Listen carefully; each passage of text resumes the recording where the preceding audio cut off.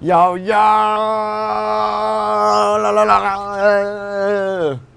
Welcome to another episode of Bass Rehab. My microphone's on this side of my face, so if I sound quieter here, that's what's going on. But that's what's making this possible. Um, we're here in the Sound Lounge, Funk Fusion Sound Lounge, in the studio. Really, it's just my room, but it's a great spot to practice. And that's the goal. We're acting like we're just we're just practicing in the room. No big deal. We do this all the time. You know, we in the studio, and now we playing some bass, and there's the rug. So now we here. So it's been a while. I haven't gotten to do this in a little bit. Kind of frustrated about that, but at the same time, when it's time, and the drummer in me just says chill when it's time to chill. So that's what it is. But yeah, we started. This got to be like episode 5 or something, but we started with the Major Pentatonic. A little noisy for me, right? That's the backside of the fret kind of thinking. Remember, you want to be on the fret closest to the body of the instrument, right? Like just right side of the fret, not on top or in front. You get those buzzy, meaty things. But anyway, started with that. Let's see. Yeah. 3, 5, 2, 5, 2, 5 fret wise.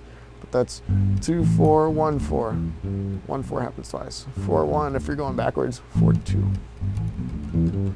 1, 2, 3, 4 finger wise is how I'm talking there. A second ago I was saying the fret numbers, but anyway, we added 2 notes and we had the major scale. Right. And we broke it into pieces because that's how language works, right? And even on the right hand, we're kind of doing the same moves. Anyway, then we got into the minor pentatonic. 1, 4, 1, 3, 1, 3.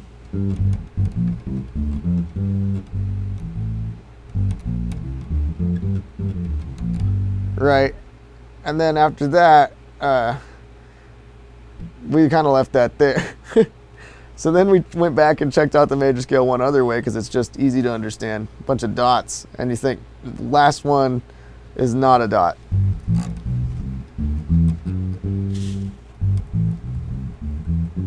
Right, not dot, but dot, dot, dot, dot, dot, dot, dot, dot, dot, dot, dot, dot, dot, not dot, dot. Right. Okay, so that's everything so far. And that was, I think that was like May the last time we talked about it. But it doesn't matter if you're watching in the future, because as far as I know, maybe you found all these at the same time. So cool. That means you're totally caught up and now we're here.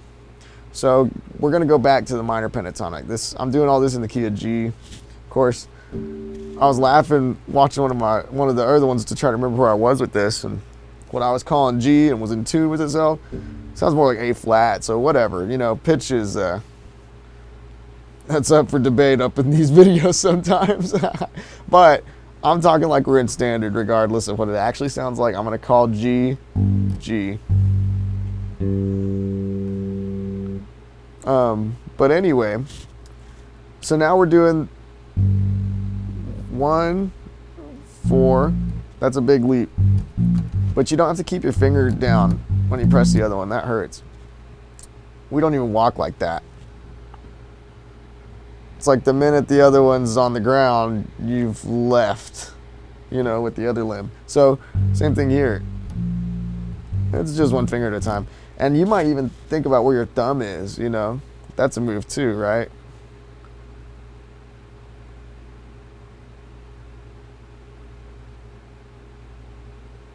It's important to really appreciate every little millimeter, because it's crazy how much you can lose and then try to get back, right? It's just what a crazy world we live in.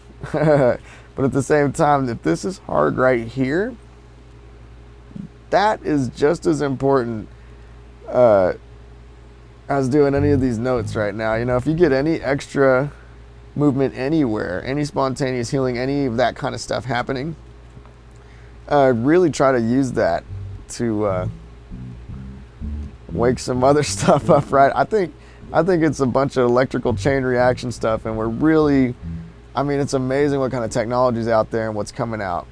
But for now, if you want to think of it in frets, it's 3, 6, 3, 5, 3, 5 twice. And then also on the right hand, if you're just, you can either use your thumb,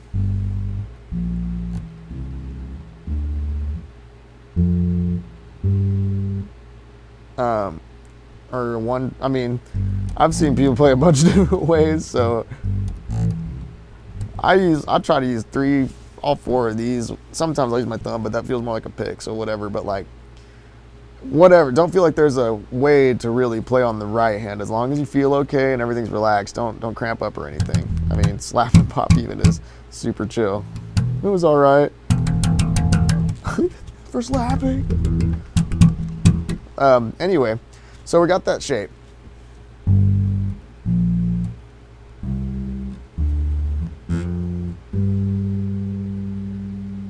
That's the minor pentatonic. It's at 5 notes. 1, 2, 3, 4, 5. When it starts over.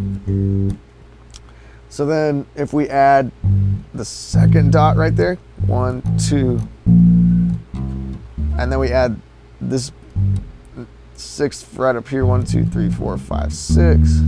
So we got the same pattern twice all of a sudden. 1, 3, 4, 1, 3, 4. And then it's almost 3 times. So this is probably the easiest thing to remember so far.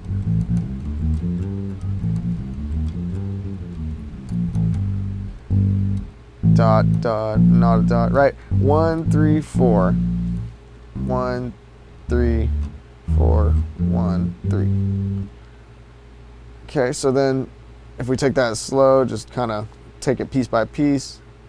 I mean, even if this move is hard, count your victories that you can do any progress, right? The fact that you're here fighting with me, working with me here, making it all like that, that alone takes a lot of work, right? Like, this all means something, and I think you would do well to pat yourself on the back just a hair more when it comes to small victories.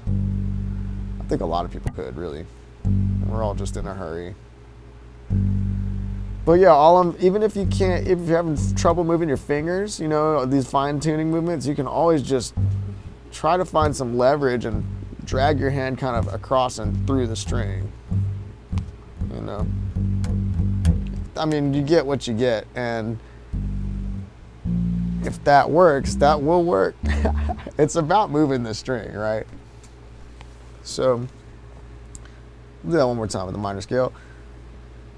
1, we're position playing. So when I say 3, that doesn't mean, it means you gotta live, each fret lives on its own, each finger lives on its own fret. But we don't play them twice at once, right? We just, as soon as the other one's down, one's back up. Not too high though. You might need it soon. But yeah, that's later. So 1, 3, 4, 1, 3, 4, 1, 3. 3, 1. I'm sorry. On the bass, by the way, I'm so sorry. Sometimes on the bass, you can just straight up use your pinky when you want to go 2 frets. And I'm so used to that because it's just easy to not look at how natural that is. So excuse that. Let's just start real clean, real quick. 1, 3, 4, 1, 3, 4, 1, 3. You can use your pinky if you want. Honestly, you can use any fingers you want. If you want to go Django style and only use 2 fingers, I mean, I ain't mad at you. It's the same shape.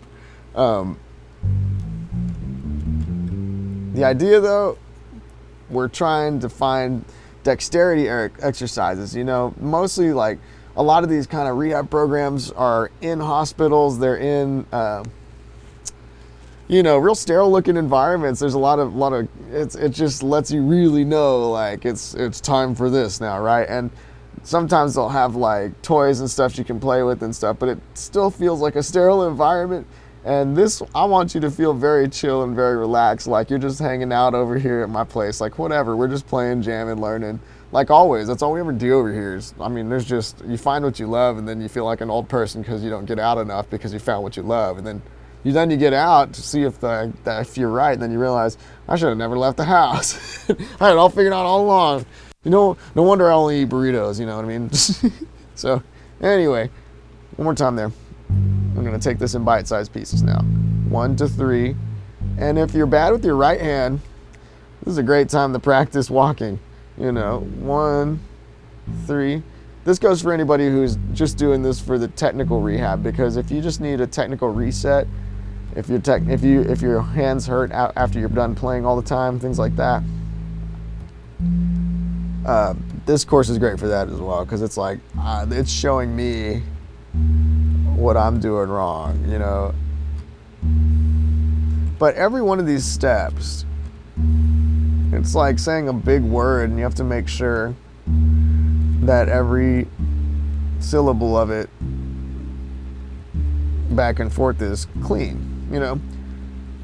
And the hardest part about going really slow is continuity, because I hear the note die a lot of times before the other one gets played, which if you're doing short staccato stuff, that's cool, but connecting them, that takes precision, you know, same moment.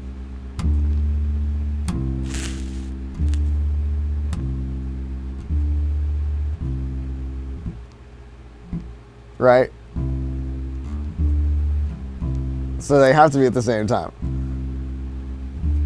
And the slower you go, the harder that is, because it's so under the microscope. You know. But it's all in the meat. It's the same thing. When it's faster, it's just way easier because you're already moving anyway. So you've gone between 1 and 2 at your own pace, right? Let's say we go real slow.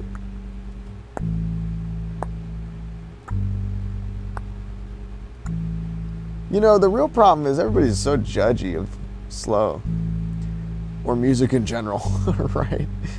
My favorite thing about music is everything is good, and I'm the problem.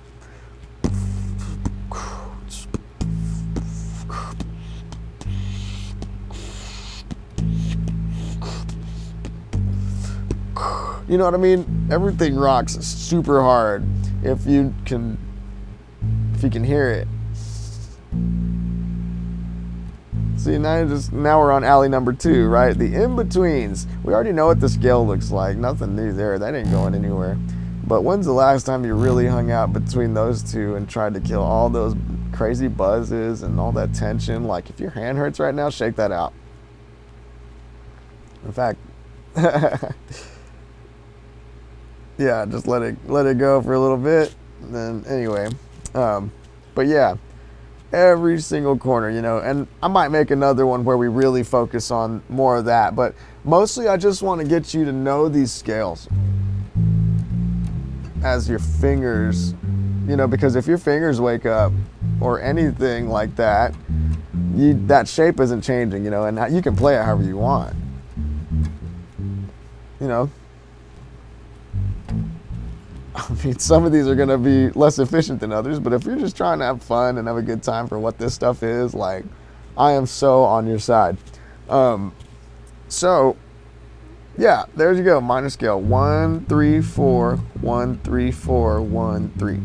And my favorite part about all these scales so far that we've done, I'm giving them to you in G, but they move.